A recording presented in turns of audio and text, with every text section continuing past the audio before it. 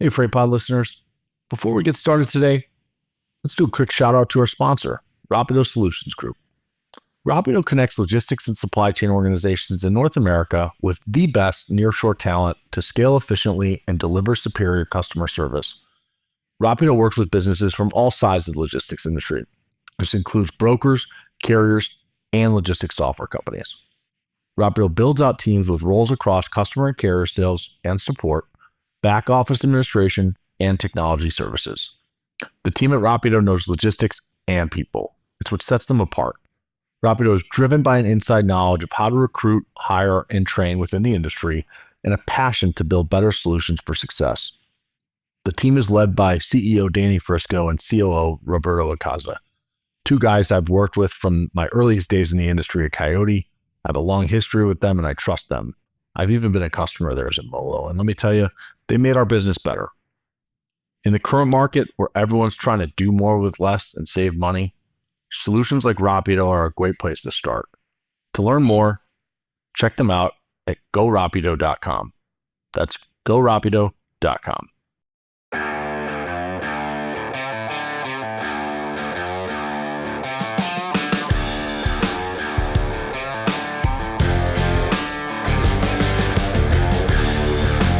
Welcome back to another episode of Freight Pod. I have not said those words in a long time. I've taken off maybe about 2 months of recording, and I won't spend a ton of time explaining why. Let me just say I got a little frustrated with the process of this, the commercialization of it, the number of inbound people treating it like it's a marketing tool for their business and just telling me like I should get to go on because this other person went on and our business is better than them. And once you start to feel used, once I start to feel used, I withdraw. So I took a little bit of time off, and I'm back now doing this because I want to do it, and because I find people like my guest today very interesting, and their stories interesting, and so that's why we're here today. And my guest today is Mr. Chris O'Brien. Welcome to the show, Chris. How you doing? Thanks a lot, Andrew. I'm great. Glad to be part of your welcome back to the podcast world. Thank you. And this is going to be interesting for a number of reasons. Just a quick backstory on Chris's career. He spent 31 years at the C.H. Robinson, which is a company that I find fascinating, and I have yet to be able to crack in on it. I can't even get Dave Bozeman to accept my LinkedIn request, let alone come on the show. But with your illustrious career there's so much we can talk about there. And then now your new venture coming into Armada, another fascinating business that I want to learn about and educate our audience on. So I think those will be the two primary focal points of the show today. We'll see where we go with things. To start, why don't you take me back, all the way back to, 1993, when I was a 3-year-old boy and you were getting your career started in freight. What did the business, what was that like? What was the business like back then? What do you remember about those kind of early days? And give me just kind of a contextual backdrop of what the business looked like. Sure. Yeah, it was 93. I'd recently moved with my girlfriend, my wife now, Annie, to Chicago. She had a job. We both just finished up undergrad. I had moved to Chicago. I went to Alma College in Michigan, and we were connected to DePaul. And DePaul had a relationship with C.H. Robinson's recruiting at the time. And they told me about what was a produce brokerage job. And the office was in Alsip, Illinois. And it turned out to be a transportation brokerage job. C.H. Robinson was maybe 50-50. Transportation had just passed produce brokerage as the largest part of the business. And this was later called the Chicago South office. It was a super high growth office, but it was maybe 6 people in the office at the time. That, at one point was a couple of hundred. And truck brokerage was not exactly new. People have been doing it for a while, and C.H. Robinson had been doing it, for decades by that time. But this is 10 years beyond deregulation, so it was starting to take off. But it was definitely a different world. You didn't run into too many other brokers. In fact, I hardly knew any. You were selling against asset-based carriers for the most part. You came in. What I really liked about that experience is you did everything, and so I had the carrier side. I had carriers. I was dispatching drivers, at dinner, and uh, you know, working all hours. I had customers. So you did a little bit of everything from collect the money or paid on, your share of the profits of the business. So it was this 1,000-person company about at the time. They just passed $1 billion. I was one of the first employees hired that didn't get to go to the $1 billion party. I had to stay and book freight and answer the phones while everybody else took off. But it was a good time. The industry was kind of going in our direction at that time. I didn't know what was ahead. The name certainly wasn't that as well recognized. Think 1,000 employees and $1 billion, and almost half that business in the produce space. But third party transportation was about to take off. But I remember selling in those early days. You almost had to apologize for not having trucks. For being first you had to explain what a broker is. Like, what do you mean you do this without having trucks, and how do you make that work? It's just so funny how it's gone from not only so accepted and the technology that's a part of it to, even my friends at some of the biggest asset-based carriers today say, well, now we lead with brokerage. I was like, man, if I rolled that clock back 32 years ago, that didn't last long. You didn't have to apologize for not having trucks for very long. It's somewhere in the late 90s that model, for many reasons, started to accelerate, but it's certainly a different world back then. Yeah, so it all started in our Chicago South office. So apologizing for being a broker is such an interesting concept, and there's still some of that kind of. There are definitely people who, when they answer the phone and you tell them you're a broker, they aren't happy to know that that's who you are. But I'm curious, like, was it hard to get the business then as a broker, or people were like, Well, oh, you know what? I guess it makes sense. It's assets. There's a finite number of assets a carrier has. If you're telling me that you can always find me a truck, here, take my load. Was it that simple, or it was still kind of frowned it upon was how they looked at it it? wasn't frowned. I wouldn't say apologize as much as explain.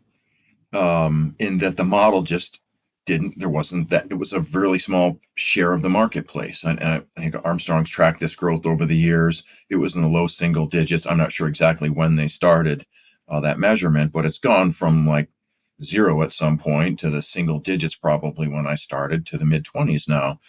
Um, So it was more about having to explain how you can service. And we had decent scale. That's not a small company at that point. Hmm. It was really us and Mark 7 at the time was kind of the other C.H. Robinson. They later got bought up, and through a series of acquisitions that now that business doesn't exist. Some of the parts of it are still out there, but that was sort of our core competitor at the time that had some scale about the same size as us. They came out of the intermodal space, but you were mostly explaining how you're going to be able to service it. But yeah, I think the fundamentals made sense. We talked about having rubber walls of capacity versus fixed. If you have 10 that goes to 20, we're going to say yes to all of those. But you really just needed to get in. You needed a chance to prove um, that this model was more flexible, more dynamic. And I would say that we tried to outcompete the marketplace on hustle and sales. The assets, they're in a certain place. They're fixed. They can't wish that they had 10 more. They can't wish that they were somewhere else. So I respect that model and rely on them every day. But at this point, it was something that was new. It was a little bit different.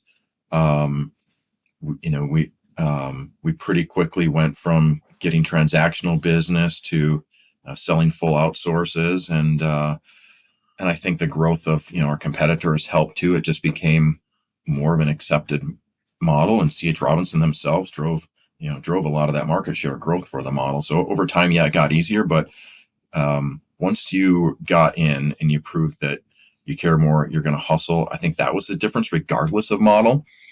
And a lot of the people that you're competing against then might have been like a non-incented clerk from an asset-based carrier or LTL in some of those cases. But I think it came down to people, and that I think that's one of the things that we got right in those early days. Yeah, the business model has its advantages too.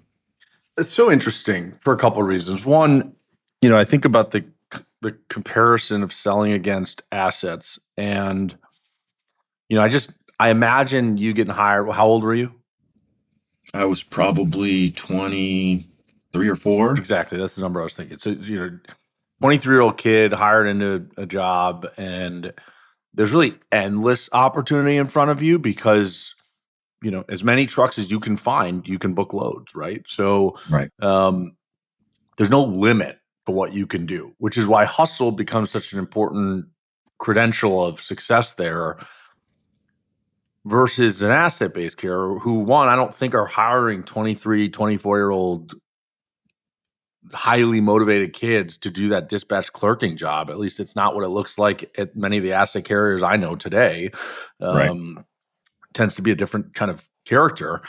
And so I see how you can win there.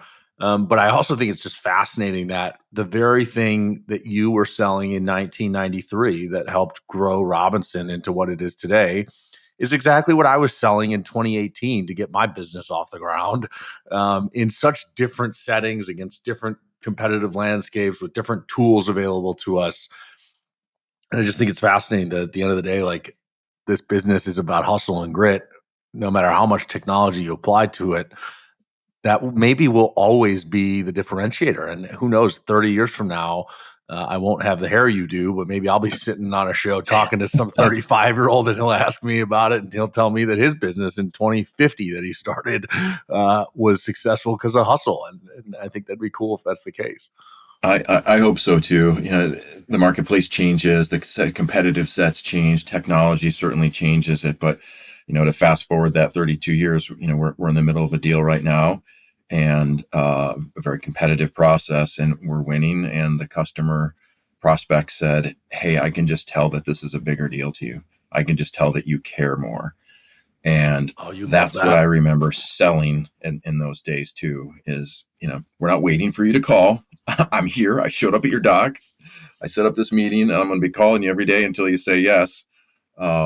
That shines through. And I'm glad that it still does today. And I'm with you on 30 more years out there. That's where you can really differentiate. And I thought that's what, the model helped. The model was financially a great one, and it was a bit ahead of its time. And there was a huge market share advantage that C.H. Robinson took from that. But I think the thing that they got right was that hustle and hiring the right people and sort of getting out of their way and letting them go out there and prove that they care more. When you say the model worked, can you explain a little bit of that and why it was important that the model was the way it was? Well, I just, by that, I just mean, this business was ripe for some disintermediation. Uh, the trucks needed help getting backhaul. You know, in this business, the math's always been pretty simple to me. You don't move any freight without a truck. And so I've always focused on, building those relationships with both. Um, so the carriers needed ways to get back home, and ways to get to their next shipment. Um, and then there's, the financial model. Our biggest uh, uh, expense at the time was people, followed by technology. And so, that, well, I think I've always said in this model, if somebody could prove that, it's better to just have assets or be a carrier, that people choose the model that works best for them. And, being both always seemed like a bit of a challenge. There was a lot of resources at C.H. Robinson at the time. They could have gone out and bought a large fleet if they wanted to, but the feedback from customers was, hey, this is something different. It's filling a niche. With the biggest companies, it was maybe more the transactional business that changed, throughout the 90s, and that we were competing on core and getting, core allocations. And, I focused personally a lot on the integrated outsource parts of the business at that point, and a lot of my career. But there's, if you do it well, it's not easy. You have to build those carrier relationships and build those customer relationships. But if you do it well, the financial model works. And from a net income standpoint is really what I meant there. Gotcha. And last point on 90s brokerage before we talk about your move into kind of leadership and building an office. What did the expectations look like for service back then? There were no cell phones, right? Like there certainly was no tracking of loads through MacroPoint or Forkites or any of those No. tools. I mean, as far as what I feel I remember or have been told, it's like guys, you'd give someone a load and then you'd wait for them to call you from a payphone a day or two later and let you know where they were. Like, how did that work? Yeah. So 800 number and payphones was a big part of the model. And so there was tracking and tracing. We made check calls to carriers at the time, to see where they were at, as much as we could. Again, that was mostly pre-cell phone. Remember, the C.H. Robinson office at the time, this is 93, 94. That's when cell phones came out, basically, when they got more popularized. And we had one. It was in a bag. I remember taking it back. So I lived in Lakeview at the time, my first couple of years in Chicago, and I'd be driving around Lakeshore Drive. I can remember calling my mother-in-law saying, "You'll never guess what I'm calling from. It's the car." And it was the office shared phone. And the person who was on call that night took that. But and before that, and throughout that period, pagers too. So the office, number for dispatch at night or issues would ring through a pager. You jump, if you're on the road, you jump on a payphone and call and see what 7-Up or whoever your customer needed help with, and then a lot of landlines. But there was an expectation of certainly service, delivering on time. There weren't outside technologies for tracking, but we relied on the requirement to have the carrier do calls in to us for the most part. You're picked up, you're loaded, you're in transit, and you deliver it. Those were kind of, if I recall, sort of three common expectations that C.H. Robinson and probably most of the industry had. But it was done through calls from docks and early on from payphones. And was there Long distance was a pretty big part of your expense at the time. I mean, that was like a major negotiation, at the corporate level, is negotiating your MCI contract. And obviously that's completely gone away. That's fascinating. Never thought about that, but interesting anecdote. One last point there. I mean, were there metrics that customers could hold you accountable to, that they were like, you're at 92% on time, or like there was not really an easy way for them to even do that back then with analytics? There were, I wouldn't say it was as dialed in as it is now with scorecarding. I think that evolved as the industry got smarter, but I think it happened for the third party industry and the carriers at the same time. Got it. EDI has been there forever. I mean, that goes back, predates the 90s. So in that period, EDI updates started to come out, and but no, on time pickup and on time delivery was maybe measured by most of your important customers, and you had to perform too. I mean, you weren't going to get freight and not perform. You had to be at market rates. And I always thought of it as, in the early days, you needed your service to be a little bit better. That hustle and care that I talked about needed to come through, and being more proactive, talking to them more about, process improvement, and, taking over other, parts of their business, controlling their inbound, converting to prepaid. So, the metrics were there. They just wasn't as automated. And of course you didn't have, all the geo-positioning. Yeah. So I think it was 96 that you took on your first leadership role to open an office in Raleigh. Is that correct? Yeah, I did. So right before then, I went on site. We had a major opportunity with a retailer of ours. So I was on site in Salisbury, North Carolina for right through a good chunk of 1996 at Food Lion. Yep. And that was a pretty meaningful step for me in my career, getting to see how a customer thinks about logistics and freight. And but that was because I was on my way to open up a new market. At that time, C.H. Robinson opened a few new offices a year. and I had the good fortune to be able to go to Raleigh, North Carolina, and open up a new office for the company then. Are you looking to grow your brokerage? Are you struggling to land new customers in these challenging market conditions? Look within. So many companies that tender you freight throughout the domestic United States also have business coming out of Mexico. A year ago, I understand why you might not have seen that freight as an opportunity. But today, Cargado exists. And that means any load coming into or out of Mexico is now an opportunity for you to support.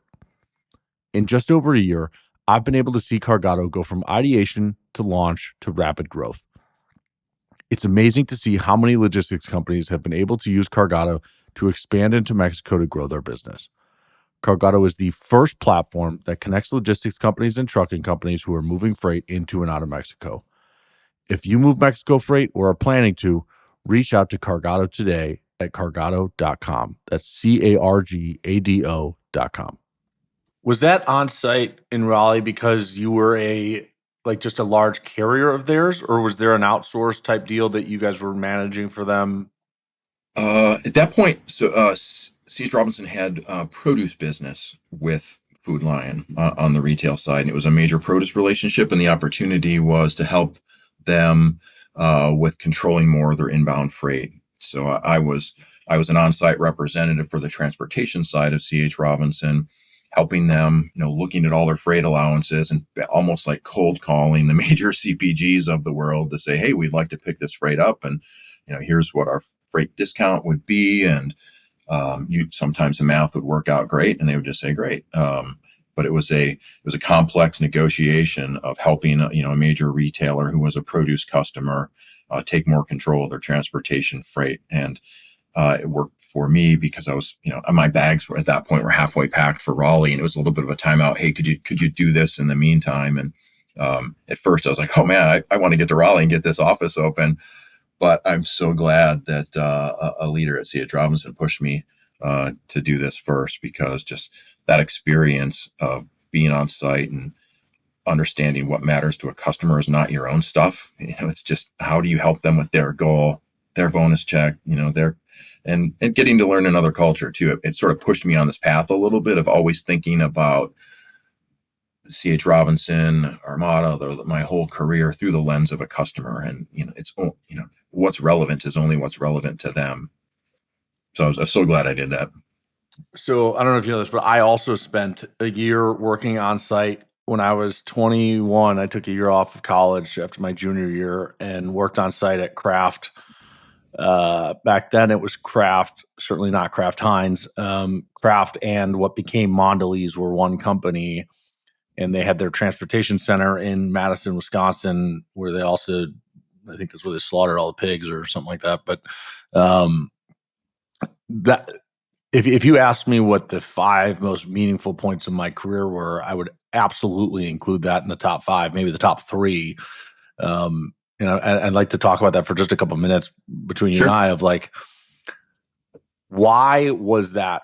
I mean, you mentioned being able to kind of get into the mind of the customer and understand what they care about versus, living in your own world.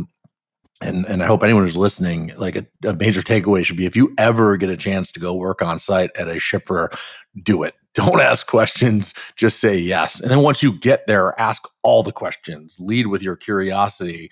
I remember specifically, I just dug into every piece of information, every computer tool I had. I tried to make a relationship with every person that worked at Kraft to understand what they were doing, why they were doing it, what they cared about.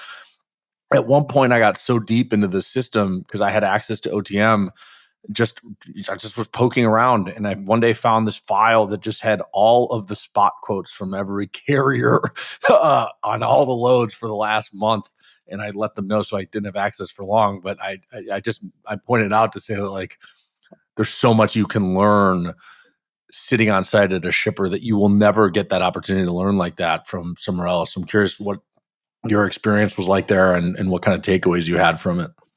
Yeah, I'm glad you agree and had that experience. I diagnosed a lot of this afterwards as I was thinking about it, but because when you're doing it, you're just doing it. Hey, I'm here and this is my mission, and but you are learning things in a different way. I later used that experience. I was meeting other people that had been on site. You just could sort of notice a little bit of a difference. They had a different message. If you're in front of a customer or a carrier someday, you've got, a broader experience. You've walked in their footsteps a little bit as a shipper, if you will. So I thought, one, it helps you understand sort of the math of freight and how different organizations make money. It's not just the carriers, and it's not just the 3PLs out there. A shipper or a receiver, if they're doing it right, essentially is trying to, at least cover their cost and be as efficient as they can. And for many of them, that was a profit center too. So you get into the PO. I thought that was good to understand, collect, prepaid, just all the terms. And I mean, the project I had really made you get super hands-on with how the core of transportation and the money associated with it flows. And that helped me throughout my career. I just think the biggest one was it immediately put me thinking a little bit more external, and it helped me, I think, push my company to be more externally focused, and that if bring the customer into those conversations. Things like, you get really proud when you start, at a company. You're excited about it, and I love the business model. I loved what we were doing, and I could not wait to get, the ability to impact and build a team in Raleigh. But you are immediately thrown into, now you're the only person. There wasn't even like a community of other on-site people. And so that forces you to, learn another culture. And you get to be a part of a new team that wasn't all just the same. It wasn't a group that was hired in kind of similar ways. I still keep in contact with a few people from that experience, but things like jargon. You grow up with your acronyms and your jargon. Nobody cares. The things that you are the most proud of, and there were certainly many throughout my career. The size of your company, the number of shipments you did, it helped me like push that stuff later on. When I had the opportunity to lead, marketing at C.H. Robinson, it was more of, it helped me think they don't care how big you are. They don't care about your stats. They care about how do your solutions help them with their job. And, sitting in that chair and having to add value every day, being on sort of on the spot for, right, what are you doing here? How have you helped Food Line today? It was never, you had to get out of your own sort of like company speak a little bit. And I just think it's so much faster to learn that in an environment like that. So I later started a program. I made on-site a larger deal at C.H. Robinson. We supported it. We went from, in sales calls when they would ask, from saying, yeah, we think we can, to leading with it. No, we have an on-site program. We had people sign up. They were ready to go. We knew where people were going to be able to be on site. And, it's a huge part of Armada's business model today, on-site teams. And, for such a short period of time, I wasn't even there a full year. It was just left a huge mark on me that I feel like I've used to make companies better since then. That's brilliant. And I'm kicking myself for not doing the same thing coming out of my own experience there, because I never pushed for it at Molo. We had somebody on site at AB, but like that was, they asked us versus leading with it as an opportunity. I mean, just the amount of freight opportunities you get before everyone else just by being there are substantial and probably pays for it itself. For Because sure. like, who wants And to send go ahead. I was going to say, and the impact it's having on all of those people's careers that are also getting that experience, and they come back and they're more capable of doing more. But I think when you when you lead with it, they notice there's no hesitancy. Yes, we do that. It's our program. In fact, we'd like to. And here's the number of people that have been, that want to be in, X city. It was a big difference maker. Yeah. I actually sat next to Mike Schoenhals, who was the on-site rep at Kraft for C.H. Robinson. And all I did was just try to beat him up, not physically, but just, I was always like, how many loads you get today? I'm going to get 5 more than you. Like just constantly talking smack. Yeah, those are interesting rooms when, the bigger shippers and retailers, where it's just a whole, pit of competitors together. I'm sure you learn different things, and like you said, in environments like that, and you just get more exposure. Yeah, and the relationships carry on for as long as you're willing to carry them on. I mean, I think especially in a business like craft, but like so much change over time, and this happens in every business that change takes place and people go from one company to the next. But those are potential businesses and opportunities for you. As I think there are maybe 10 or 15 customers that I worked with 10 years later because I spent just a year working side by side by some of these folks. Um, so yeah, great Yeah, for sure. experience, and I think enough on that. Let's get into Raleigh. So you spent a little time there, and then you moved into Raleigh to open that office, which I believe was your first kind of real leadership experience. I'd love to just get into kind of the mind of yourself from that perspective of building an office from scratch.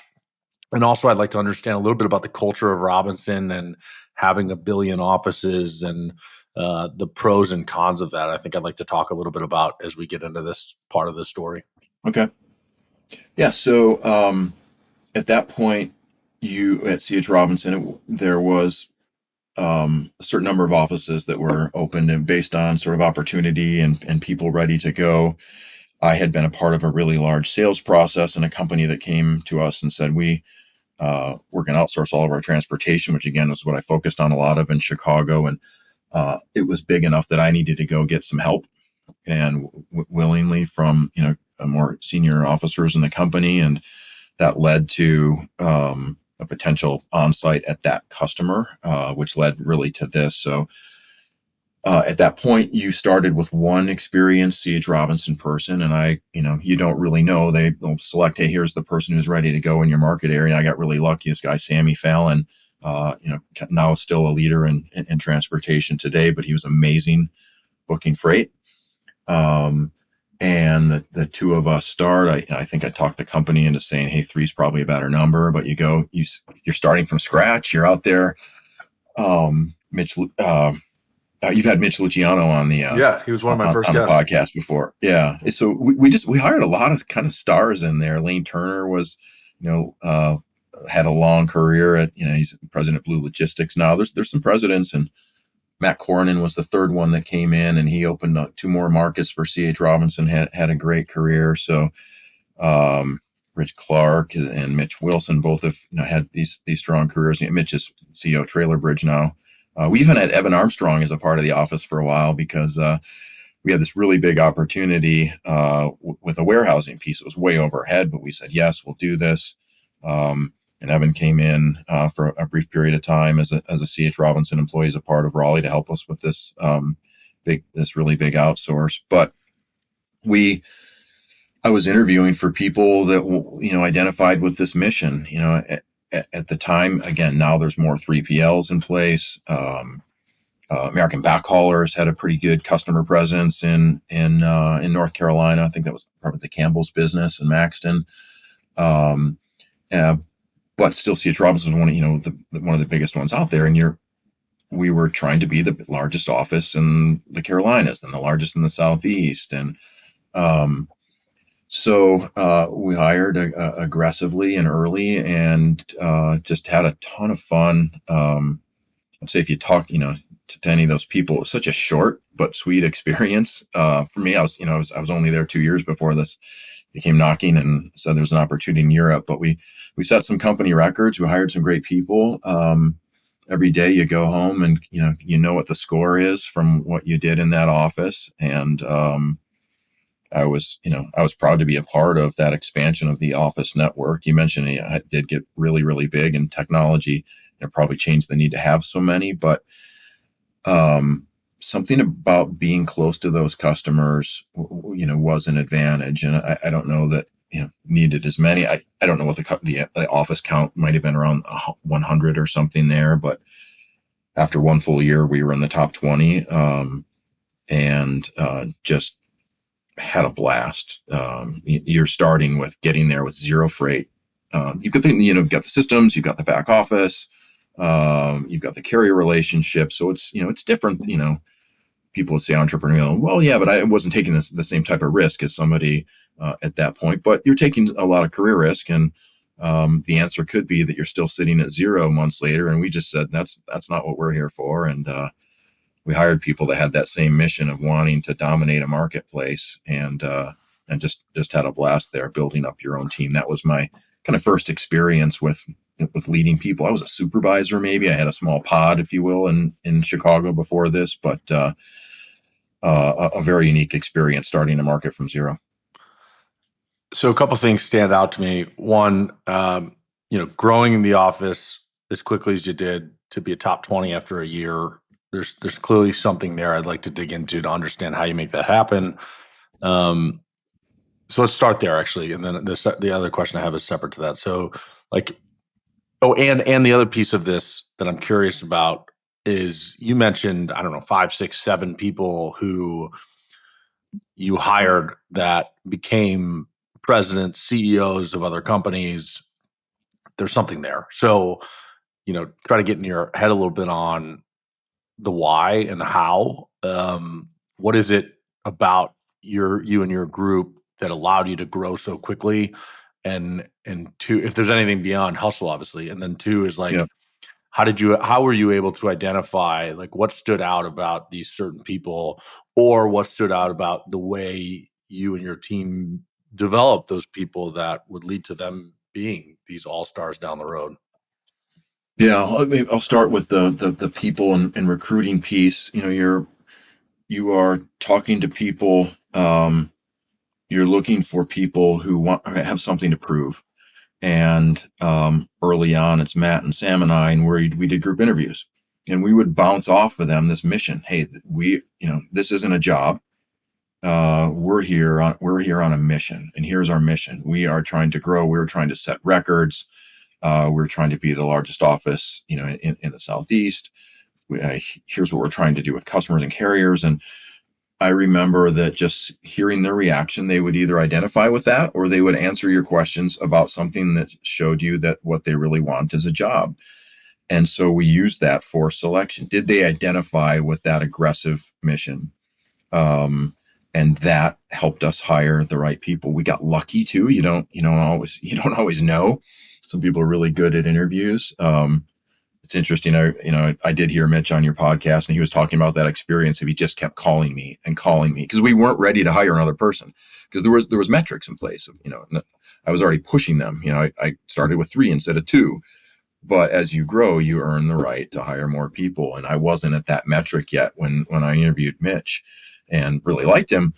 But the guy just never stopped calling. I'm like, okay, yeah, this guy understands it, and he's going to fit in well. So I think there's a little bit of luck, but there's also sometimes you can just tell, is this person going to fit in this environment? Not everybody did. We had some turnover. And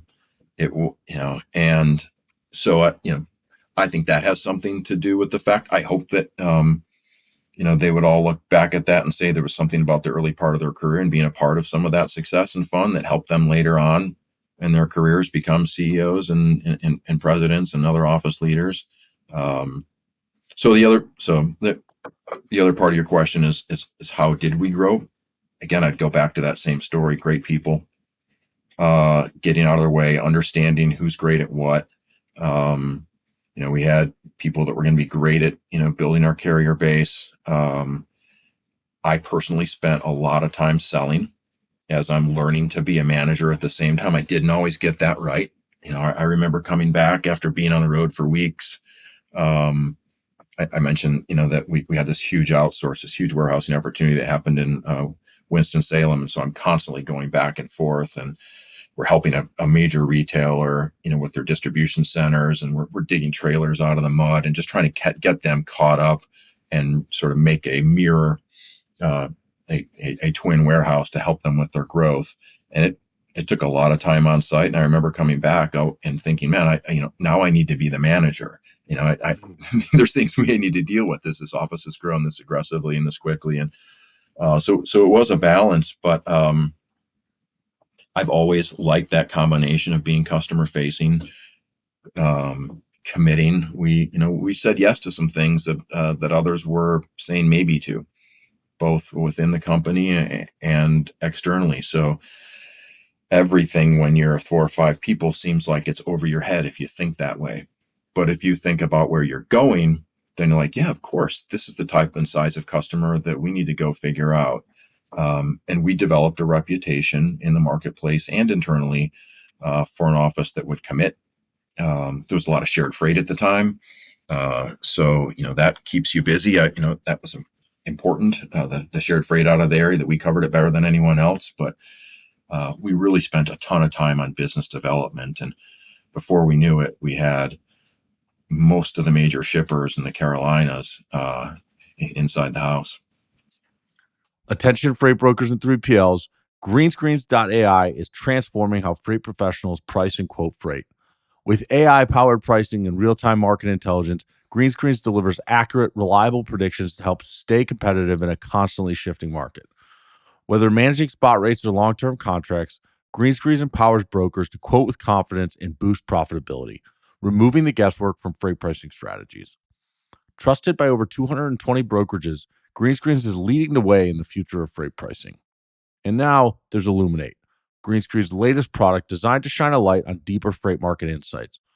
Illuminate provides unparalleled visibility into spot and contract freight trends, giving users a clearer view of pricing fluctuations and market conditions to inform smarter, more profitable decisions. Visit greenscreens.ai/thefreightpod and discover how Greenscreens and Illuminate can help win more business more profitably. So this is so fascinating to me. As someone who I opened Coyote's Denver office, so I have a little understanding of starting from scratch and the competitive nature of one office against another. But our background, we've got some similar history for ourselves. But in just listening to you, and we've only talked about the first 6 years of your career, or actually, I think 3 or 4 years of your career thus far. But by the time I'm done in Raleigh, it's probably about 7 5 years years, in. yeah, 6, 7 years. But I think I'm hearing these micro lessons that I'm gonna call out that I think give me a good understanding for why you would become the commercial leader of the largest brokerage in the industry that grew from a billion to 15 or whatever it is now.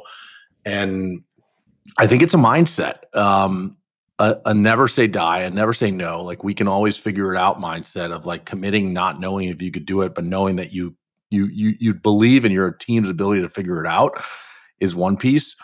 But two is this always kind of pushing the envelope. I mean, just looking at how you're like, yeah, you're supposed to start with 2, but I pushed to start with 3. It's such a small thing. But if that's the way you think about everything in life, and that's the way I think about most things, is, and I always, the yin to my yang was my business partner, Matt Bogrich. And he always was trying to temper my aspirations in the right way. But it's always like, okay, I know we think the number should be 5, but I think it should be 6 or 7 or 8 or 9, because why not? Because I want to do big things, and starting at the moderate level that people expect doesn't lead to having massive success. You got to push, and you got to Yeah. keep pushing. So the little things that you're saying that I think are adding up for me to explain why 25 years from now you'd be the chief commercial officer of this business. I don't know if you agree or disagree with what I'm saying, but No, I do. I think the other thing too is finding like-minded individuals. And I mentioned that I got lucky in hiring. I also got lucky in where I started too. I'm really proud of that company and that career. But I never felt like I had to swim upstream to take these chances.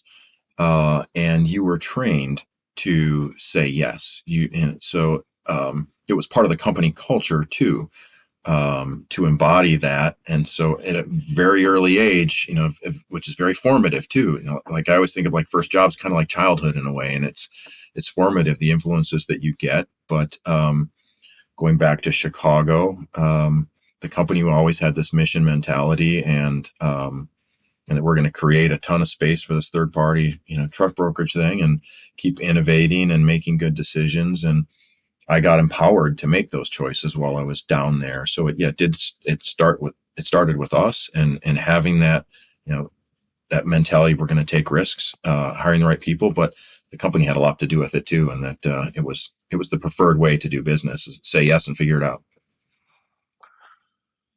so from Raleigh, you make the move across the pond to Europe. And I think I want to give Europe maybe 5 or 6 minutes of our time because we're 40 minutes in and we're only 7 years into your career. And I want to Okay. spend a lot of time on Armada too. So I don't want to go too deep on Europe, but it's obviously a very kind of fascinating part of the journey, even if it was short. So talk to me a little bit about what it was like. Give a little context on what you actually did going there and what the mission was and what the experience was like. Yeah. So overall, this was sort of the next 6 years of my chapter of my career was in Europe, first in Belgium and then in France. Um, Raleigh was short. Raleigh was only a couple years, but amazing. But we were doing well, and I was asked to go over and lead Europe. That was kind of mostly one large customer in Europe, an American CPG company, where we had some people on site. We were almost, too much the integrated 4PL and hadn't really learned how to broker yet.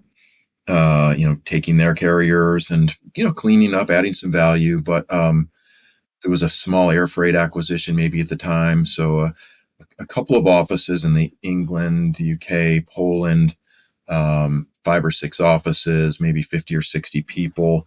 But it was a bit go over there and figure it out. Don't think we knew at the time exactly what the opportunity was. A similar size market from a truck standpoint, that was the objective.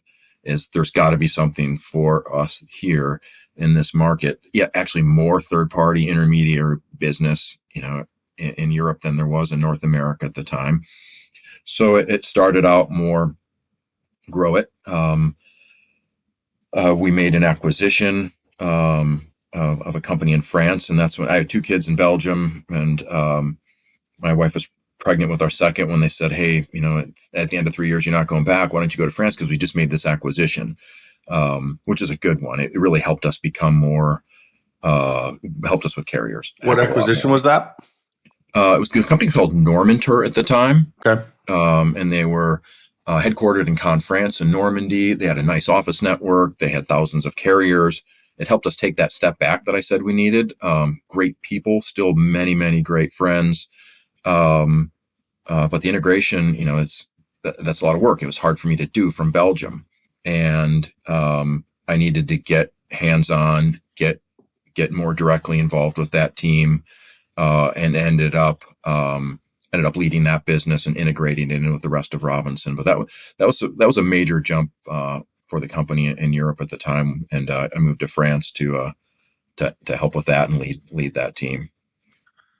How is brokerage in Europe different than it was in the States? In what ways was it maybe better? In what ways was it more challenging or worse? It was more accepted. It was easier to sell it because all the trucking companies had a lot of third party business anyway. It was a very fragmented business like North America, so it was ripe for the model. It was not as good in the way as that you couldn't earn the same type of margin. Shorter distances, a little bit more competitive since everyone was doing it. So we were trying to figure out how to do it on a slightly lower margin percentage. Labor is a little bit more expensive, at the time on average, but it was really similar, and that's what we found in the company that we made the acquisition is a cultural fit, and that they thought that there's a better way, and that better way is focusing on the flexibility of staying pure to the third party model. Um, but we made it work. That acquisition went well. We developed a good, fun culture and a profitable business at the same time over there. Would you say that the labor market was it as easy to find people that would be as bought into the mission and believed in the hustle and grit? I just am curious if that same type of environment existed.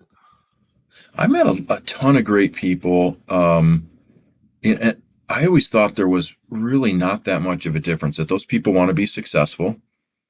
That those people were hustling. It felt really similar to me, especially after the acquisition. And now all of a sudden we're not just an outsourced logistics company at one large shipper. We are multi-customer, again, multi-carrier. I thought that it felt really familiar to me. Of course, there's differences. There's lots of languages, um, the tech. We needed work on the tech, but from a hustle standpoint, you find the right people. I don't know if it's how much harder it is there, but we that group had the right people, and we kept up that mentality of continuing to hire people that had the interest in just hustle. And is this when you met my father? Oh yeah, yeah. So your dad and I are good friends still today. He, I was in Europe for the acquisition of American backhaulers. Probably a good time to be there because there's a lot of change, a lot of integration. I get to sort of watch that, a little bit from Europe and try and learn as much as I could. So Jeff came over to help us with technology integration.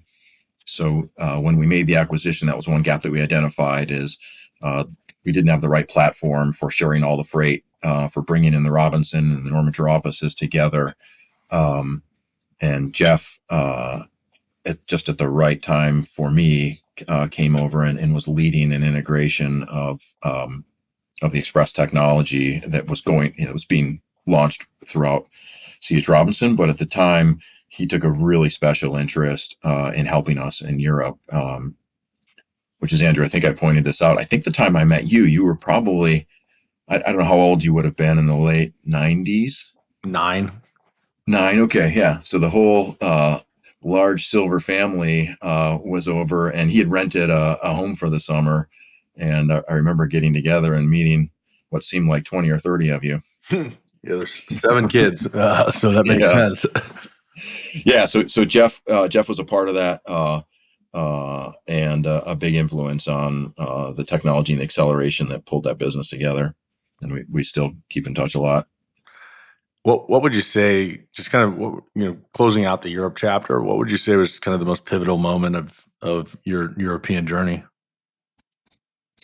I think it was probably in the middle of the acquisition. We had a founder owner who was going to stay on, and I was going to lead the commercial stuff. He was going to have the operations, and that didn't always go well. Yeah, I believe And that. it's hard to go from an owner to a part of a bigger thing. Yep.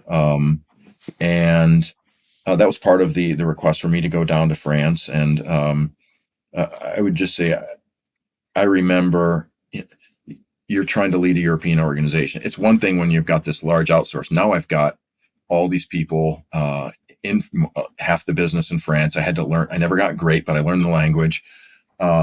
But I remember just like that doubt of, okay, well, now this is for real, because he left the business at that point, and that was part of.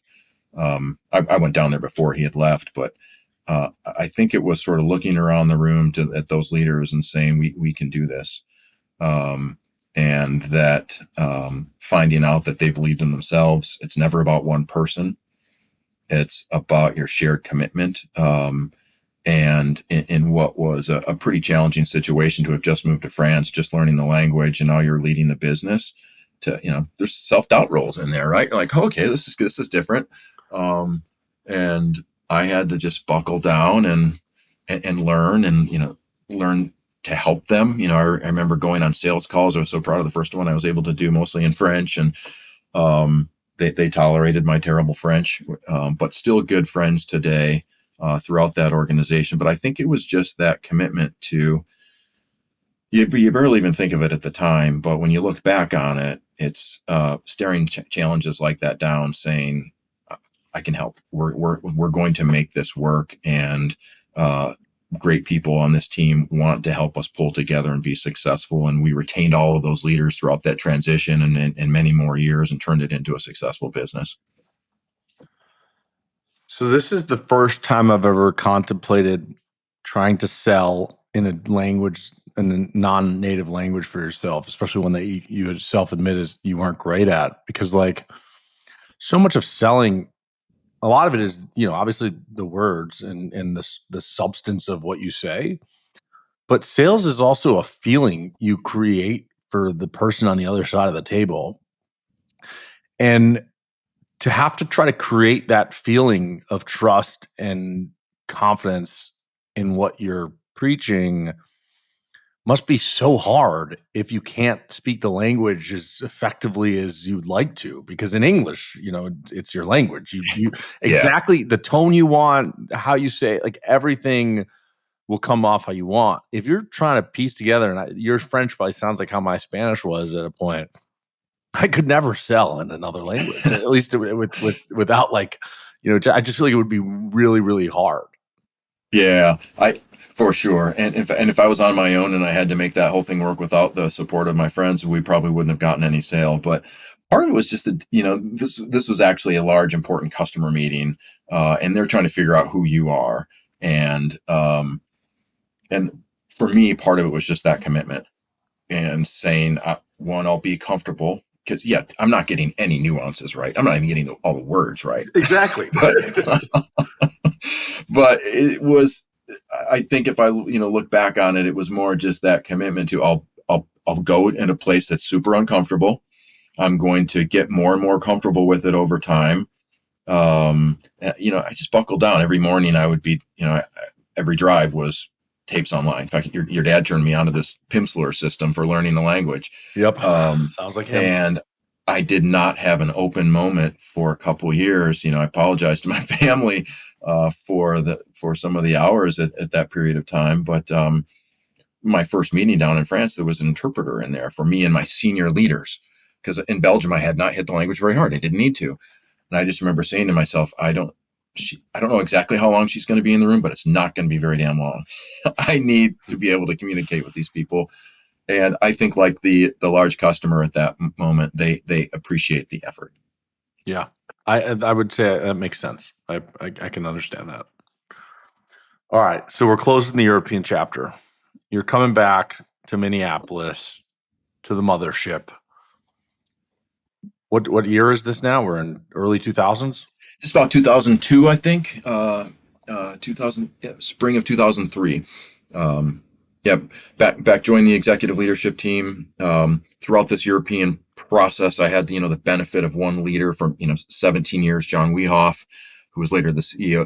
By the time I got back, he was CEO of the company. And so he brought me back after, I think, like just around 6 years in Europe, to what was the senior leadership team, focused mostly on the transportation side of the business, where you're a bit of a generalist, working with a lot of different offices. But it was, my first time living in Minneapolis. I've been there ever since, 23 or 4 years now. And that so the job left, like a lot of my jobs, it left some openness for where I wanted to focus on, and I slowly started gravitating towards this is before there was a chief commercial officer, but those were just the gaps that I thought I was best served to work on and focus on for the company. But it was one senior leadership team that really had supervision of all the different offices. So you would eventually become the chief commercial officer, and I would argue that's the most influential sales leadership role in our industry. And Yeah, go ahead. go ahead. Well, I was just to say, like, that means I want to spend some time talking about sales, but I also want to spend time talking about kind of I feel like the real growth and maturity of Robinson happens during these last 10 to 15 years here. And so there's a lot, I want to spend a little bit of time there, but let's start with sales in general. I guess simple question: what makes a great salesperson? I think someone who can listen, who can diagnose problems, who can. I, Here's what's easy. It's easy to advocate for your own company. Sometimes some people have a harder time an easier time advocating for the customer. Like, hey, everything we do is wrong, and we need to change everything just for them. I think the people I find that are the best at it are more balanced, and they can do both. You have to advocate for yourself. You have to advocate for that customer in the deal, and drive change. There's been a lot of studies on what makes great salespeople. One of them is being able to push back appropriately on the customer, especially as more and more deals involve multiple people, buying committees, 5 and 6 people. They haven't made up their mind on exactly what they want, and it's an uncomfortable position for a salesperson sometimes to force out that lack of comfort and clarity. You don't all seem to be aligned on this. Let's talk about what we really want out of this. And I don't know if there is a. I've always debated this. There's a sales personality, and they don't like conflict, and they need extra special treatment. I never thought of it that way. Um, uh, I think, to me, sales is this high art form, and just like people leadership is, I've always been somebody who liked to do a little bit of both, and bring both to that table. But I think it's kind of that maturity to be able to say, hey, not all deals are the best deals. Um, People don't want to be sold, and people, that wasn't a recent change. People say, okay, traditional sales ended in the 90s. Like, I don't think it really ever existed. Nobody ever wanted to get pushed into, something they didn't want, right? So there wasn't some point where humans evolved, and now sales has to change. So I think it's these balanced individuals who will listen. And again, I go back to that on-site experience of thinking externally and being able to come back and advocate and come up with the best deal, and push your company too. Some of the best sales are not something that you can handle right now, but you're going to figure it out. At Mola, we built a great company, and I'm proud of the work we did. We knew when to ask for help, and sometimes that meant going outside of our own company. I'm proud we built an ecosystem of trusted partners like Metaphora. When we needed differentiated industry expertise in business consulting or technology services, we looked to Peter, Ryan, and the team at Metaphora. They've consistently delivered value in the transportation and logistics space for over a decade for mid-market and enterprise brokers, for shippers, carriers, private equity, and freight tech companies. At Mola, we use Metaphora to solve problems we simply couldn't on our own. Metaphora is the only partner you should trust to help you win, whether that's doing ops and tech diligence, growing revenue, optimizing spend, or selecting and building software. Go check them out at metaphora.net. That's METAFORA.net. Yeah, I mean those are the deals that mature a business. Those are the deals that teach you not what you were capable of, but what you can be capable of. And from those, there's like so much growth that can come, opens new doors and helps you realize, like, wait, we actually can do this. Like, let's start selling it as a core competency. For example, being on site, one experience turns into a sales platform and an opportunity to grow across the entire organization. Yeah. Yeah. So my opportunity there in that role was I used my sales experience. I used my customer facing experience. I used being I used leading a team.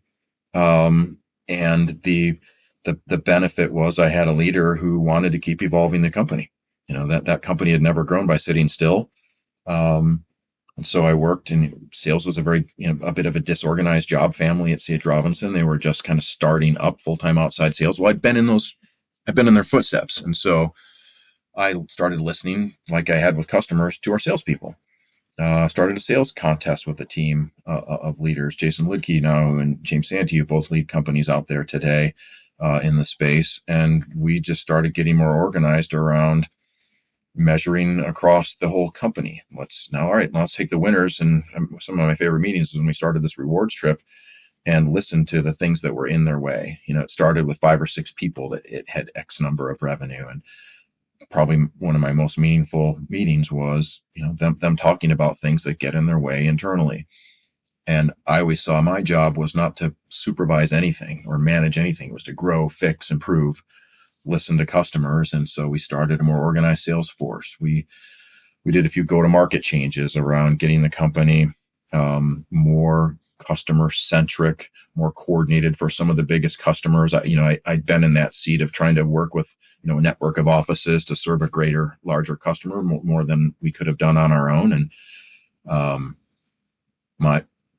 I always saw executive leadership was about doing that more by design. Now I had this chance to go help our customers, our salespeople, and our account managers by making the company, by making changes that made their job easier, made us easier to do business with, and a little bit more coordinated, if you will.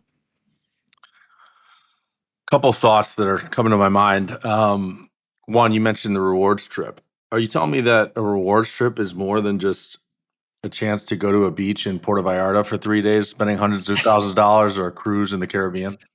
Yeah, it was for me. That's certainly part of it. That drives some of the motivation. Um, but our first one, we set a threshold for a sales number. Again, we did, this is pretty new. There's, think, hundreds, not thousands in this job group. And the first year was five, I think, that went. Many of them came back for many, many more years. That got to be a much bigger trip over the years. But yeah, we would use it to get feedback.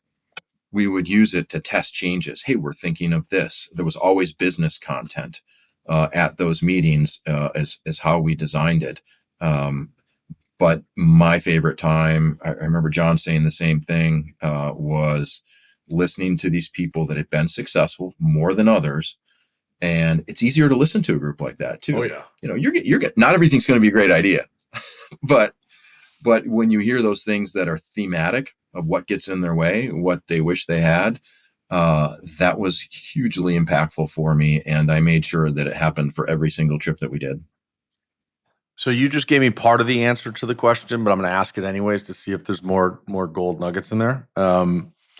Making changes for a commercial organization of Robinson's size is a big deal, and can be a massive opportunity, and it can also be a terrible disaster if done poorly. So I'm curious what your general mindset is to approaching big changes in a commercial organization, how you think about approaching it, and I'll leave it at there. Yeah.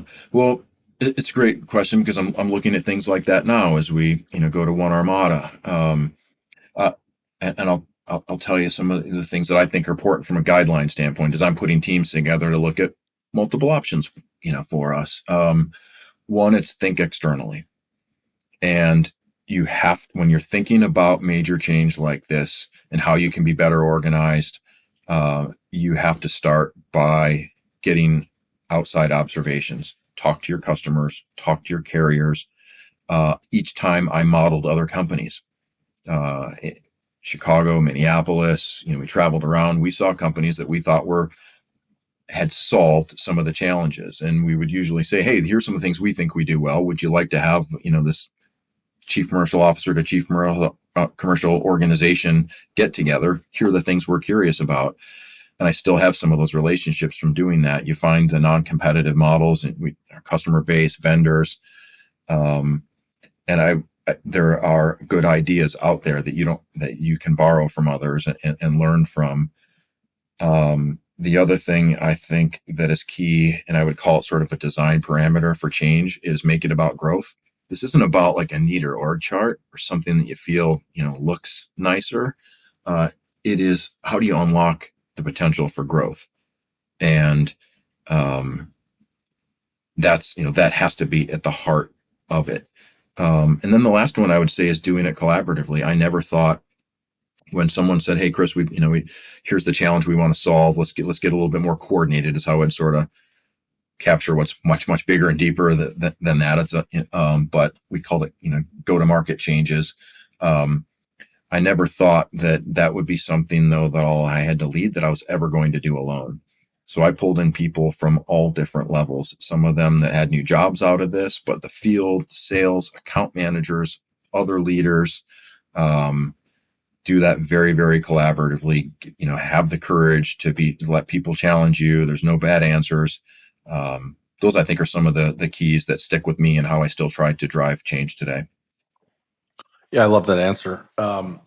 My experience, we had a commission program for our salespeople at Molo that was the same program we had started with, and 4 years in, my partner and I wanted to change it.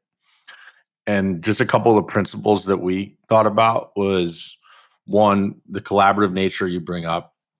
I made sure before we had even considered our first plan of what it would change to, we told our entire sales force, "Hey, we need to make a change," and explaining the why of why we wanted to change it. And I agree with you, it's centered on growth. And when you center it on growth, everyone should be aligned that, like, everyone wins when the business grows. Like, there's not someone who loses because the business is growing, right? It's either helping everybody make more money, or it's creating more job opportunities, more promotions, more new teams, et cetera, et cetera.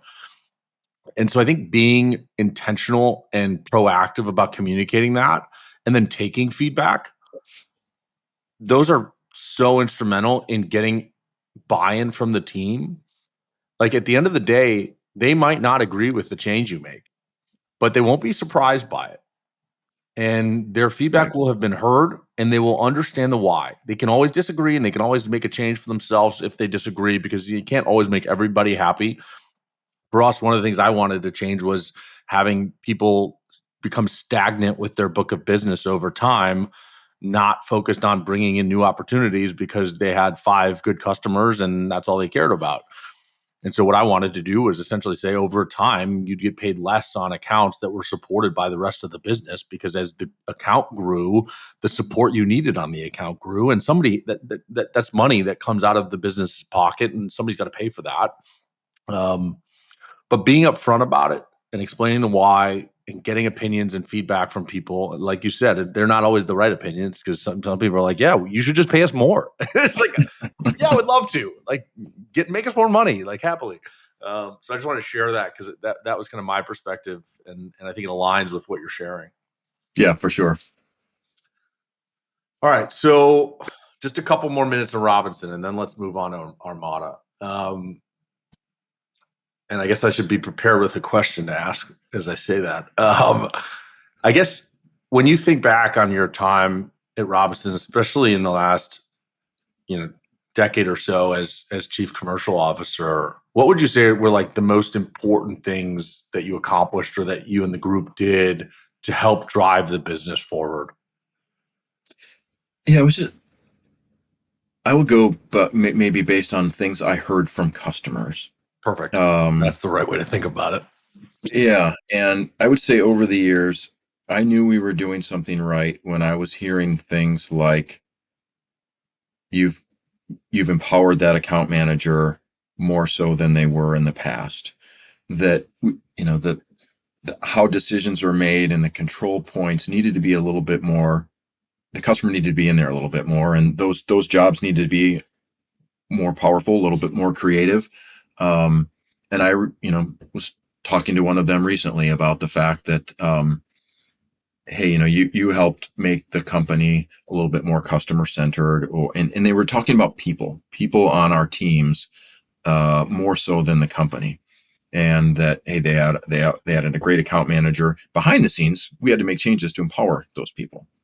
But I think the thing that, there's a lot I'm proud of. I stayed there for 31 years because it was, a great company, and it was, time for me to try something else. And I can't wait to talk about Armada. But I would say, I'm just the most proud of finding change that was rational, that made sense, that drove growth. It wasn't for the sake of just change. It was for, and if I was leading on the carrier side, I would have been driving, similar things, making it easier for our customers to do business with us, and for our account facing people to sell everything that we had, and to sell to those customers. That's what I'm the proudest of. It's, I thought, and then having that chance to later in your career at a company so well, create some of the things that you wish you maybe had earlier on.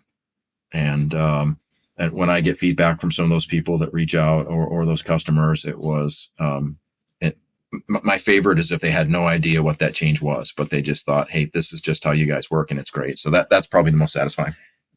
Awesome. Thank you so much. No All right. problem. All right. It's time. So 31 years, and you say it's time to move on. And eventually you find Armada. 2 questions. First, why Armada? Second to that, what is Armada? I would love to hear that directly from you. Sure. Okay. Well, first, why? I had known, the founder, the 2 leaders there, John Burke, and Joe Dominigiani, who is the CEO of Armada. John's the chairman. I'd known them for probably 7 or 8 years. I'd seen them at conferences. We always found each other, it seems like, and ended up talking. And so I had a sort of appreciation for who they were as people. in my after I left C.H. Robinson, they found out that I was available, and we ended up starting a conversation that allowed me to come to Pittsburgh. Armada's headquartered in Pittsburgh. Talk a little bit about the next part of your question of who we are. But I had a pretty good feeling based on knowing Joe and John that the company was going to be great. I knew about them, the reputation, especially in that restaurant space, that it was very hard to unseat them if with the way they have relationships. So super curious as to how they had such tenure with these large restaurant customers. But one of the first things they did is said, well, we'd like you to come in and meet more people, which that said something to me about them again. Let's find if there's a cultural fit with Chris and this team. And I just had a great conversation in Pittsburgh with that next level of leadership. We talked, the meeting went on and on, past when it was supposed to. We just found like kindred spirits. So that was a part of it, a cultural fit. And 9 months later, I would say, so glad I did this because cultural fit's even more than I had expected. Two, I got to learn somewhat some of their advantages were, and I'll talk about those. I'll come back to that in a minute, but it was pretty easy to see, man, this is something unique and different. You shared that like in our very first conversation. Hey, it's hard to classify exactly, what they are. So I'll talk about that next. But so there was the cultural fit, there was the unique advantages that they had, and then there was the mix of what they were looking for and what I do. Okay. I've had broad strategic leadership in a lot of different areas. I grew up on both the customer and the carrier side, but the common theme for me is driving growth. And Armada's been a growth company, but they were looking to accelerate that growth. Looking to jump into other spaces. And build the commercial engine, if you will. And so the third piece of it for me was the particular type of leader they were looking for matched the things that I like to spend my, the largest percentage of my time on. So that's the why. Yep. I'll talk about the who. Armada is the largest part of the business. They've made a couple of acquisitions that I'll talk about, but about 1,000 people. And spread between inventory, engineering, managed freight. The two main areas of revenue are managed freight and inventory services, redistribution at Armada. Those are sort of the two main ways that we make our money as saving companies money in those two spaces. Again, about the same size as C.H. Robinson when I joined, privately held. It was I'm all in. I'm now committed and one of the partners in the business, but amazing people. You asked about what it is. So part of it, one of the largest services is this inventory. We have about 2 million square feet across 4 centers that we call our hubs. Large distribution centers where we help primarily our restaurant customers. That's the largest of this business started in the restaurant space. It's been it's been around many years. It started out as actually a food company, Northside Foods, and it goes back 100 years. The story, the last 20 have more been about logistics, technology, and engineering. As our management buyout that made that its own business and became Armada. So really deep engineering. The inventory piece is basically taking, it's I would call it sort of a play on LTL consolidation. Redistribution is about taking the goods that couldn't normally go truckload into a customer's distribution center. So we're consolidating, we're managing the inventory, we're doing some unique things like owning that inventory. I would call it, it's more complex than LTL consolidation because of the inventory, and we're accountable for visibility for our customers, for some of the we're a part of their teams for planning. So that's a big part of it. Then the next part is this managed freight piece. Hold on, before you go to managed Sure, freight. go ahead. Before you go to managed freight, I think it's important. I don't think the average listener understands the nuance of restaurant supply chain relative to Walmart, Kroger, any normal freight brokering Yeah. or movement of goods for a CPG or a retailer. So I think if you could touch on a little bit why there's a need for redistribution in the restaurant supply chain and the low inventory levels that most of the restaurants keep. I think it's an interesting nuance that will help the audience understand why this business even needs to exist. Yes, that's a great question. So, how do we save our customers money in this space, and what's unique about the restaurant space? One, I would start with the fact that in general they've got their final mile distribution because of how many stores they have. They've got final mile distribution generally outsourced to just food distribution companies. We're handling that first and second mile into them. Another uniqueness is that they've got a much wider variety of SKUs in terms of the speed that they move through versus retail. If you think about the different SKUs on a shelf, they all move a little bit differently. But you think about the restaurant space, French fries and hamburgers move really quickly. All the accessories and sauces and straws and gloves, that moves very slowly. So it's ripe for some direct truckload and some consolidation. That combination of a larger variety of speed through the system than you would have in the retail space. A lot of temperature controlled and perishable, so that makes it unique. And when you get into the distribution and consolidation of those spaces, again, there's fewer players out there that do that well. While we specialize in and do it great. And then the last thing I would say is limited time offers, LTOs. To drive growth and The traffic, McRib. the McRib. When something like a McRib comes around, that's sourcing something that you didn't have in your space that you immediately need to get going. The planning, the management for something like that is not just good for redistribution. Yes, that's a huge advantage for us, but for people and engineering and inventory planning, that plays really well into the strength of Armada. Those would be some of the main differences in the restaurant space that make our business unique, relevant, and so strong at driving improvement, availability, and savings for our customers. Thank you. I appreciate that. I think the audience will too. Now you can move back to you were getting into the managed freight piece. Managed freight.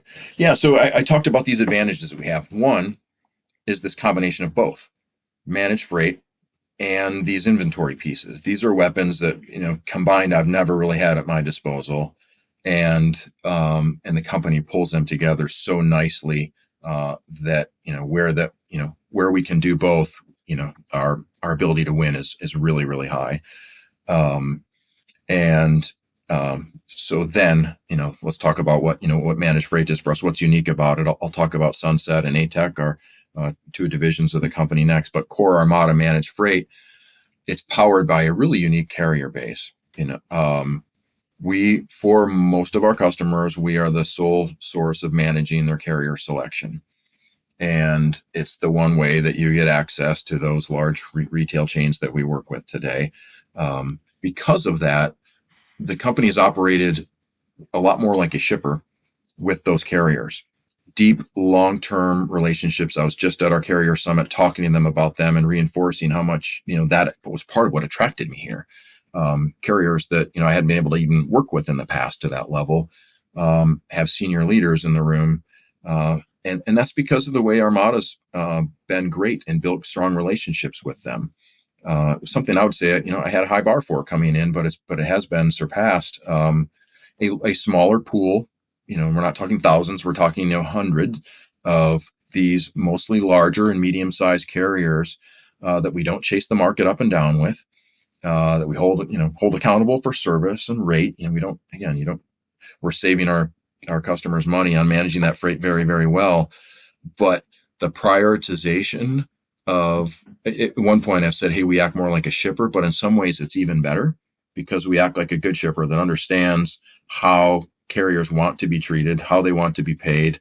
And just some of my core philosophy, spending a lot more time in the past on the more dedicated programs and the larger customers, it just fit the way I look at the carrier model really well. And I saw just what a great job the team has done over the years A lot of the freight emanates from our hubs. Not, most of it doesn't, but a lot is going through our hubs. But that's not what makes us more like a shipper. It's really just we make long-term commitments to these carriers. Once you're in, if you perform, you're in. There's a recognition that short-term market changes. You're never really going to win that game. We are rewarded for that approach with a ton of loyalty from amazing carriers. Some large, some medium, who've built their business around Armada, but it is it is unique in the marketplace, and maybe part of your question, hey, what exactly is Armada? From the managed freight piece. So it's that gives us the ability to punch way above our weight as we go to expand this business. We've got this broad, this set of super unique contracted carriers. And I'll pause there, Andrew. Yeah, what does that kind of carrier pool look like? I mean, because Sunset, as I understand, is like a true freight broker. Is that right? Yes. Yep. So how do they kind of fit into the kind of picture of your carrier pool or network? Are they a provider, or how does that work? Yes, they are. The company has long worked with multiple 3PLs, for growth, and again, there's strong, loyal relationships there. But Sunset is one of them. So yeah, so think about on the Armada side, a more limited pool of carriers that have growth opportunity because they're all generally larger carriers. Let's talk about Sunset, an acquisition in 2002. Today. A really successful company. I did not. I knew who they were, but it was a competitive process from when the company went to market to get 2022 to go to find more capacity and enter into this brokerage model. Traditional, but also untraditional in some ways. Also a pretty high percentage of outsourced freight.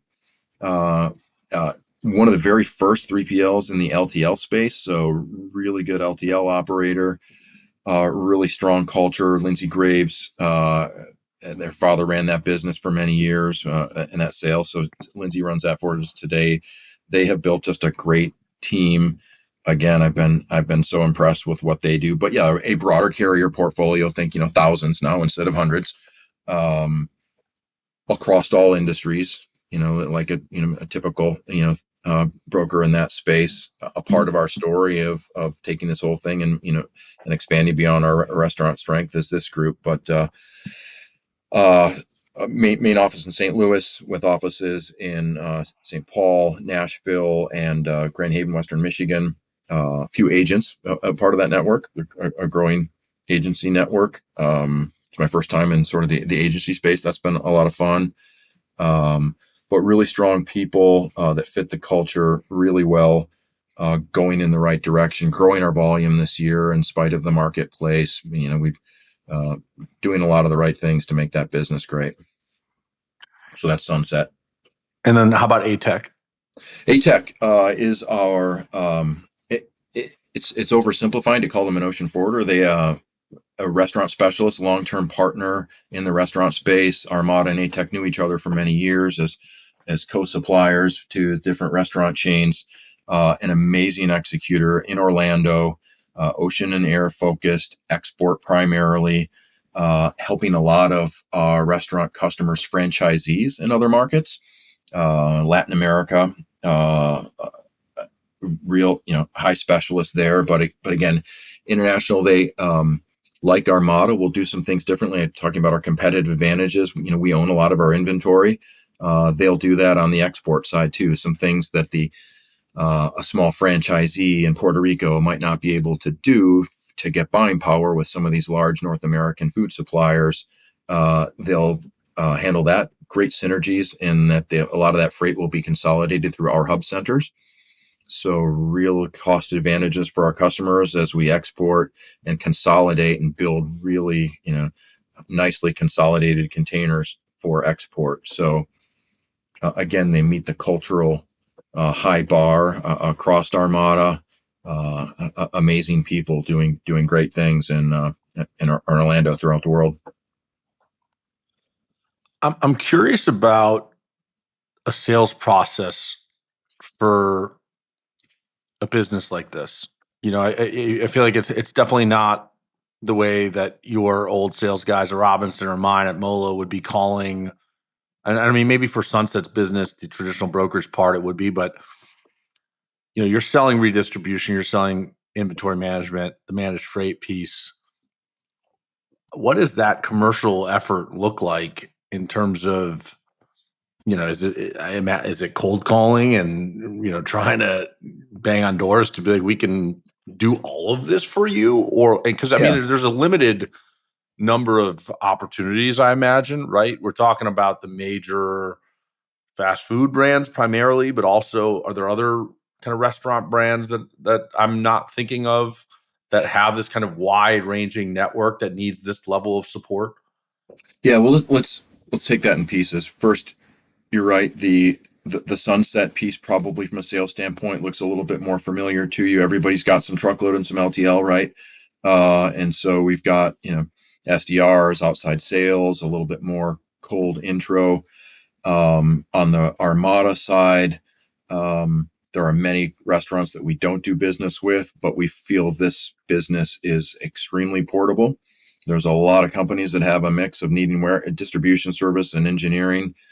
The managed freight piece of it, again, I talked about that advantage that we have with this carrier group that can apply outside of the restaurant space. So our managed services, especially if you look at the power of what we have at Sunset plus Armada, those two sort of unique carrier models, there's probably something in between how we leverage those as we think about integration that makes that even more applicable. I mentioned things that weren't available to me in the past, like with some of these larger carriers, and the inventory piece.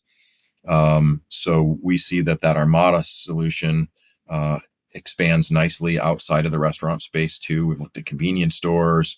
Um, most companies need some type of inventory control and engineering and support as well as managed freight. So that's a part of our growth story, is expanding that. And then you think about how they all come together: the international, the more slightly more transactional truck brokerage, the more integrated model, plus that you pull these all things together and put them together, the pieces in the right way. It is a more complex sell. It's maybe not for everyone, but it was part of why we made the decision to bring these businesses together, is rather than cross training everyone on these different things, let's make it what we do. And I think when we pull these things together, our future is about something that doesn't exist in the marketplace, that has unique advantages that no one else has in a sort of a crowded space of managed freight or brokerage. Uh, we're bringing these things together for growth and to make a statement that we've got things that others don't, and it's time for us to bring it together and start telling that story. Yes. So I have two questions. One, I guess it's probably time for us, given you just led us right into the one Armada concept. So let's sit with that for a minute. Talk about that strategy, what that business will look like, or what your intent is for that business to look like, and how you actually execute on that vision and integration process. Yeah, I'll start with the fact that it's been something I've had my eye on since coming in. Is, hey, what is the right way for us to be organized? It's not, the brand is one part of it. I would say going to one Armada brand is more associated with the decision to go to one larger, more integrated, competitive company. And that, when we asked ourselves some of the questions is, hey, do we have a common buyer across these three different businesses? Mostly yes. Is it a similar service? Yeah, there's variations on how we get it done, but they're all supply chain and transportation services. Um, so the decision was made really to make it easier for us to grow and to grow faster. And a lot of our sales lately, some of the biggest sales deals we're doing right now, take advantage of all three parts of this business in different ways. There's an international component to it. The TMS at Sunset, might be a stronger play for us. And then there's the large dedicated carrier base. So the different the teams were already working together to bring the pieces together for customers. This is just about making it easier. Let's do this by design. Let's train everyone to do it. Let's go figure out the different parts of the business that we want to be as strong as we are in the restaurant space. Bringing us together instantly makes us, pretty much puts us into every vertical.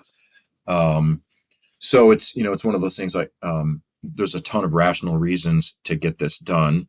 But it comes down to, like I said before, it starts with growth. We're going to be thoughtful about it. Just like John and Joe were about, bringing me in and having a leadership transition. We're going to make sure that we stay focused on our customers and our carriers as we make some of these. They're going to be involved in, in how we pull these things together. But it just started with the premise that what we do is unique. These advantages that we have, we could better tell our story. We wanted to do that across one platform, invest in one brand versus three. And the last thing I would say about that is each of these businesses brings something unique, both from their brand, their culture. And this isn't about jamming things together as much as it is thinking about, hey, how would we best organize and get the best of all these different things that we have? Each of the three companies has some amazing advantages and people. Let's create a new Armada that's one. So it's a fascinating concept and process, and I don't want to use the word caution, but I'm curious. I've seen companies try to do an integration process where, maybe call it LTL was their bread and butter, and you've got salespeople who've been selling LTL for 30 years, and now they're saying, well, these people can sell brokerage too. Why not? Similar customer base. And what I saw was, someone who's been selling LTL for 30 years against 5 competitors nationally now is going to start selling truckload brokerage against 30,000 competitors. And you can't always teach an old dog new tricks. At least that's what I've seen before. And I'm curious how, like you mentioned, being thoughtful, which I could tell without you telling me that's how you're approaching it. But how do you generally think about that concept of having people with different historical experience and skills and bringing them into one, maybe Salesforce, but also, well, just start there. And then I have a separate question about kind of the different services you offer and how you think about that structurally. Yeah, I'll just say that sales decision is a really important one, and I think the caution you bring up is a good one that we have thought about, and that we will plan around. We don't have a preconceived destination of where we're going. It is a small enough sales force that we know just from talking to them, they would like to be able to offer more in the marketplace. But from a design standpoint, it could be that our, again, teams right now are just starting to look with me at, what are some options in terms of the best way for us to grow. It could be some combination of, hey, you're really good at, ocean services, but here's how we can make sure that you know everything that there is to know about the rest of the enterprise. It could be an integrated sales force from a leadership standpoint that still is focused at the division level, and it could be fully integrated. That's the good thing. And to go back to thoughtfulness, this isn't a race either. We're going to, protect this culture, protect the legacy. These are three, well-run companies that were doing the right thing for amazing clients out there and amazing carriers. So that has to be job one, is keep that up while we figure some of these things out. But I'd go back to some of the things we talked about earlier. It's involve a lot of people, talk to your customers, talk to your carriers, get great opinions, and don't have an idea in advance of how it has to be. I'm talking to the people that do this today and letting them take some of the next steps in terms of what if we were to start from scratch on some of this stuff, knowing that here's the things that we can't change and need to protect. What could this look like? And there's no predefined answer, but your caution is one, it is one that, we need to keep in mind. This is about growth. So let's do it in a way that helps people sell more, not less. Yep. And how do you think about like the idea that this business has these specific functions that play really nicely for the McDonald's of the world and companies like that? And maybe that's the ICP, like one ICP. Like the ideal customer probably is tapping into all of the services you offer, but you obviously don't want to shut out. You mentioned managed freight. A company like Heineken is a great example that has always or historically always had an outsourced managed transportation provider. Robinson has hundreds of companies that use them for managed transportation, and there are plenty of other companies that are also in that field. Yeah. You want to be best in class, I'm assuming, at each of these things individually. So I'm just curious if there's a specific way you have to think about the commercial model or structure so that, yes, the McDonald's of the world who touches all of them is great, but also if it's a Heineken opportunity that shows up, that you can be best at just that function, or if it's, just inventory management that someone needs. I'm just curious if there's a specific way you have to think about that, if you're understanding what I'm getting at. That Yeah. Yeah. It's exactly the types of things that we need to keep in mind as we solve for. Managed freight's a good example. I think we can be better in the broader managed freight space. Outside of the restaurant space, we'll keep growing that space. But there's some unique combination of these services. One of the very strong cultural components of Armada too is a ton of partnership and transparency with these customers. And I'm not just talking like to fees and carrier rates. For many of our customers, we have a shared P&L. If that's what they want, that's what they get. So I think that's another unique advantage in the managed freight space. Just like there is the propensity and we've got the flexibility to go out and do some things financially that others might not like, owning that inventory and, take advantage of a strong balance sheet. These deep relationships that we've had in the restaurant space have evolved into a lot almost like supply chain financial services, if you will, that again, I just don't think others have. So it's using that strong base, this combination of the three companies and their great cultures to figure out other places that we can be great. And it's probably not going to be all of them. There are some things, the international space is a really big question. We're really quite good at export to the Latin American countries. And it's primarily in that food service and restaurant space. Well, we have a lot of choices to make. The choice to be a dominant global forwarder across all export and import markets, that's a big one. That we need to know what we're great at and figure out what the next adjacencies are that we will approach geographically. But then what are the areas that these combination of services just would allow us to take this huge leap forward in the North American logistics space?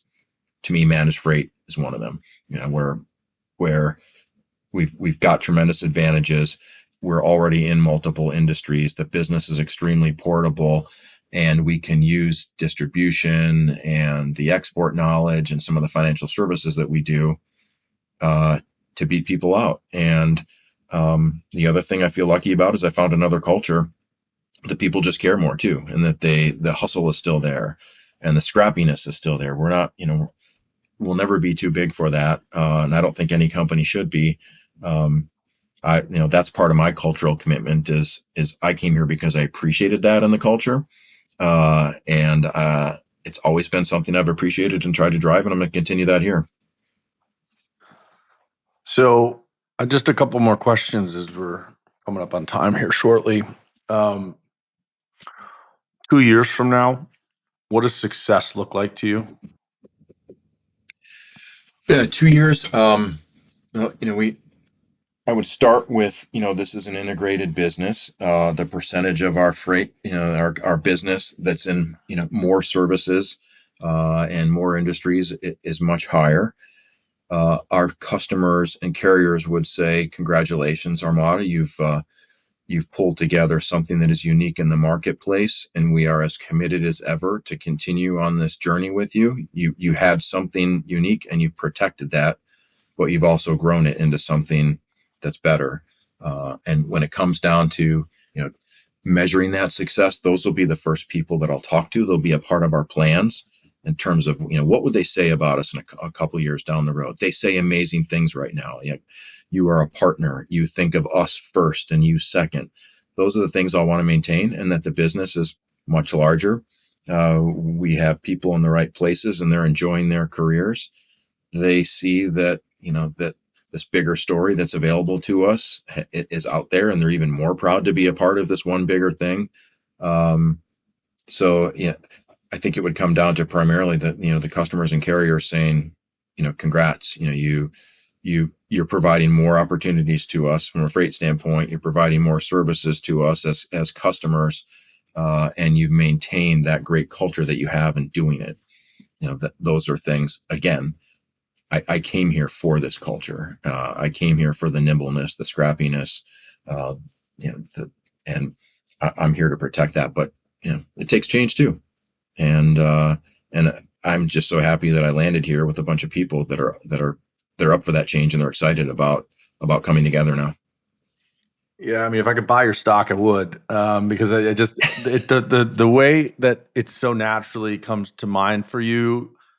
I mean, this is a leadership lesson for anyone listening that you don't have to even deliberately say, but the fact that you so naturally trend towards the feeling you create for the customer as like the first thing you're thinking about. I think about it the same way. Like that to me will always be the greatest measurement of how we're doing, is making sure that the customers feel like we're doing a great job. And, if someone asked me that question, I think I think about it the same way. Like that's the first person I'm thinking about, is like, what does the customer think of what we're doing? And if they are happier and more satisfied with what we're doing, then I know we've done a great job. Yeah, totally agree. And if they're happy and you're doing a great job, that's what great people care about too. And there's great people here that would say the exact same thing. Let's keep this about our customers, our partners, our carriers.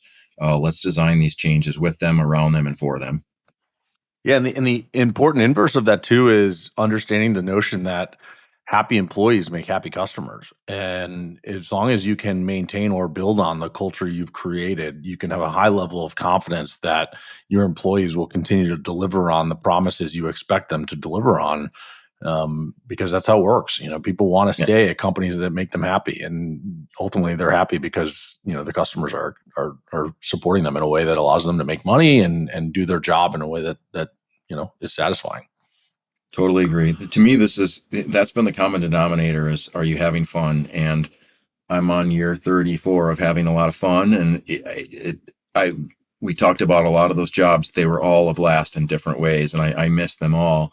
But I'm also amazed that the fun just keeps increasing, and I keep meeting great people. I'm just so excited about this next chance to have an impact on a new team and in a different way. We're going to end it there. I like that. I don't want to ask another question that might not get as great of an answer, even though most of them have been great.